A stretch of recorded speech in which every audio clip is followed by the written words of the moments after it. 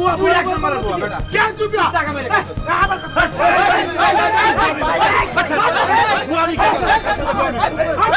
ভাই সেন্টু কি অবস্থা আপনার কি অবস্থা ভাই?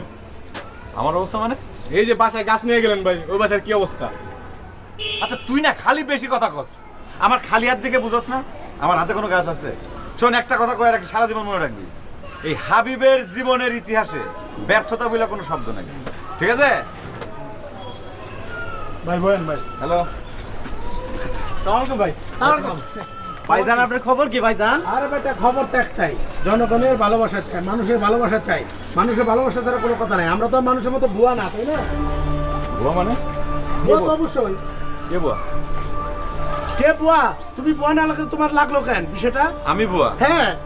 এই এই কি আজকের অনুষ্ঠানে তোর প্যান্ডেল করার দায়িত্ব ছিল না এই প্যান্ডেল করে দায়িত্ব ছিল, কয় টাকা দিছো? আমি চাঁদা দেই নাই। কয় টাকা দিছো আমার কথা বল। প্যান্ডেল বানাইছো কি কি এর প্যান্ডেল বানাইছি? আজকে আমার বুয়া কথা না কে কে তুমি তো বুয়া তুই বুয়া এক নম্বরে বুয়া বেটা কে তুই বিয়া টাকা মেরে আমার কথা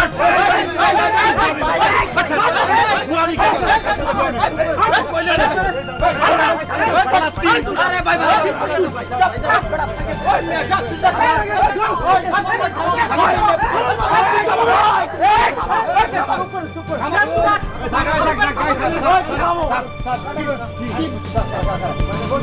তুই মারবি আমারে? তোরে মারবো কিসের জন্য আরে মার মার মার 3 ফুট মার তুই মেরে দেখ খালি।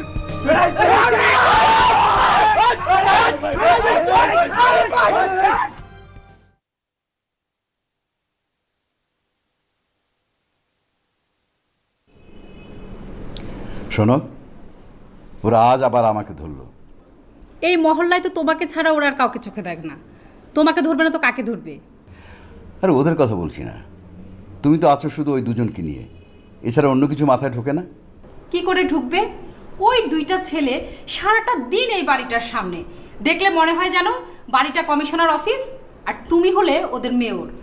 এই অবস্থায় মাথায় কিছু ঢোকে বলো? আহা, বাদ দাও তো ওদের কথা। শোন, তুমি কি ভাবছো ওরা সত্যি সত্যি ইলেকশন করবে? আরে ইলেকশনের তো কোনো ডেটই ঠিক হয়নি। যাকে, তুমি কি আমার কথা শুনবে নাকি শুনবে না বলো? না বললে কি করে শুনবো? আচ্ছা বলো। রাজীবের বাবার সঙ্গে দেখা হয়েছিল। রাজীব নাকি 1 সপ্তাহ আগে ঢাকাতে এসছে। তারা চায় এবারই শুভ কাজটা শেষ করে ফেলতে। এ তো খুব ভালো প্রস্তাব, তুমি সব ব্যবস্থা করে ফেলো। ব্যবস্থা করে বললেই হলো? আমার প্রথম মেয়ের বিয়ে, অনেক দায়িত্ব আছে না, কত ধুমধাম করব, লোকজন আসবে। থামো, এত ধুমধামের কথা চিন্তা করলে মেয়েকে আর বিয়ে দিতে হবে না। মেয়েরা যে বড় হয়েছে এটা মনে করলেই হবে। একটা লোক ঠিক মতো এই বাড়িতে আসতে পারে না, আর তুমি তো ওই দুইটা ছেলেকে কিচ্ছু বলো না। এর পরিণাম কিন্তু ভালো হবে না, আমি বলে দিলাম। খারাপটা কী হবে? তাছাড়া ওই দুটো ছেলেকে তো আমার খারাপ লাগে না। অল্প বয়স, এরকম করেই, আমরা করেছি না? কেন তোমার মনে নেই?